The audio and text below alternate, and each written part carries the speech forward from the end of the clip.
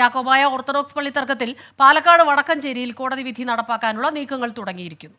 മംഗലം dam, Cherukunnam, എരിക്കുംചിറ പള്ളികളാണ് ഏറ്റെടുക്കുക. സ്ത്രീകളും കുട്ടികളും ഉൾപ്പെടെയുള്ള വിശ്വാസികൾ പ്രതിഷേധവുമായി എത്തിയിട്ടുണ്ട്. വിവരങ്ങളുമായി പാലക്കാട് നിന്ന് നിഖിൽ പ്രമേശാണ് ചേരുന്നത്. നിഖിൽ, ഈ വിഷയത്തിൽ ഓർത്തഡോക്സ് സഭയ്ക്ക് അനുകൂലമായ കോടതി വിധിയുണ്ട്.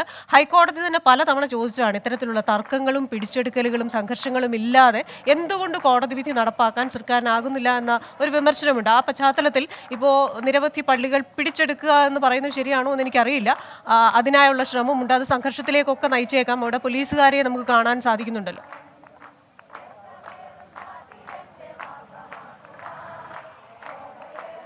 കൃഷ്ണ, സുപ്രീം കോടതി വിധി നടപ്പാക്കാൻ ഓർത്തഡോക്സ് വിഭാഗം ഇന്ന് വടക്കഞ്ചേരി മേഖലയിലെ പള്ളിയിലേക്ക് എത്തുമെന്ന് മനസ്സിലാക്കിയതിന്റെ പശ്ചാത്തലത്തിൽ അതിരാവിലെ തന്നെ സ്ത്രീകളും കുട്ടികളും ഒക്കെ അടങ്ങുന്ന വിശ്വാസികൾ, യാക്കോബായ വിശ്വാസികൾ ഈ പള്ളിക്ക് മുന്നിൽ എത്തുകയും അവരിവിടെ പ്രതിഷേധിക്കുകയൊക്കെ ചെയ്യുന്ന സാഹചര്യമുണ്ട്. ഇവർ പറയുന്ന പ്രധാനപ്പെട്ട കാര്യം, ഇപ്പോൾ ഈ ഇടവയ്ക്ക് കീഴിലാണെങ്കിൽ 172 വീടുകളാണുള്ളത്. ഈ 172 വീടുകളിൽ 5 വീട്ടുകാർ മാത്രമാണ് ഓർത്തഡോക്സ് വിഭാഗത്തിൽ നിന്നുള്ളത്. ബാക്കി എല്ലാവരും, ഈ പള്ളിയുടെ പേര് തന്നെ നമുക്ക് കാണാൻ കഴിയും, സെന്റ് മേരീസ് യാക്കോബായ സുറിയാനി പള്ളി എന്നാണ് ഈ പള്ളി അറിയപ്പെടുന്നത് തന്നെ. അതുകൊണ്ട് തന്നെ ഒരു കാരണവശാലും ഈ കോടതി വിധിക്കെതിരെ ശക്തമായിട്ടുള്ള പ്രതിഷേധവുമായി മുന്നോട്ട് പോകുമെന്നാണ് ഇവർ പറയുന്നത്. നമുക്ക് ഇവിടുത്തെ സഹവികാരിയോട് തന്നെ കാര്യങ്ങൾ ചോദിച്ചു നോക്കാം. ഏതെങ്കിലും ഒരു തരത്തിലുള്ള അനുനയത്തിന് തയ്യാറാണോ നമ്മുടെ ഇവിടെയുള്ള വിശ്വാസികൾ? അനുനയനം എന്ന് പറയുമ്പോൾ നമുക്ക് നല്ല രീതിയിലുള്ള, ഞങ്ങൾക്ക് ആരാധന സാധനം നഷ്ടപ്പെടാത്ത വിധത്തിലുള്ള ഞങ്ങളുടെ വിശ്വാസം, അന്ത്യോക്യ പാത്രികീസ് ബാവായോടുള്ള വിശ്വാസം നിലനിർത്തിക്കൊണ്ടുള്ള വിട്ടുവീഴ്ചകൾക്കൊക്കെ സമവായ കാര്യങ്ങൾക്ക് അത് ഞങ്ങളുടെ സഭ തന്നെ നേരത്തെ പറഞ്ഞിട്ടുള്ള കാര്യമാണ്.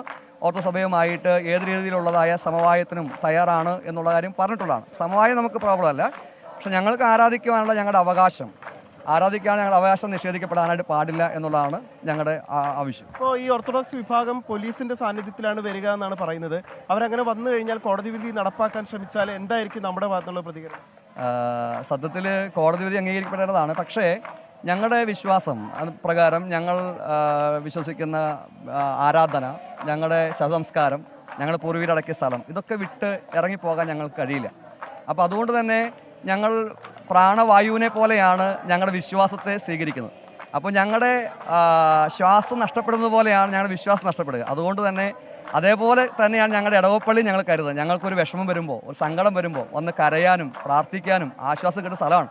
അത് വിട്ടുകൊടുക്കാന്ന് പറഞ്ഞാൽ ഞങ്ങളുടെ ജീവനെ കളയാൻ തുല്യ. അപ്പോൾ ജീവൻ കളഞ്ഞും ഞങ്ങൾ സംരക്ഷിക്കുമെന്ന് തന്നെയാണ് ഞങ്ങളുടെ നിലപാട്. ഉടനെ തന്നെ ഈ ഓർത്തഡോക്സ് വിഭാഗം ഇവിടേക്ക് എത്തിച്ചേരുമെന്നാണ് പറയുന്നത്.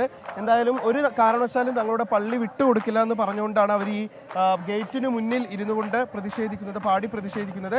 ഏതാണ്ട് 9 മണിയോടുകൂടി ഓർത്തഡോക്സ് വിഭാഗം ഈ 3 പള്ളികളിലും എത്തിച്ചേരുമെന്നുള്ളതാണ് നമുക്ക് നിലവിൽ മനസ്സിലാക്കാൻ കഴിയുന്ന കാര്യം.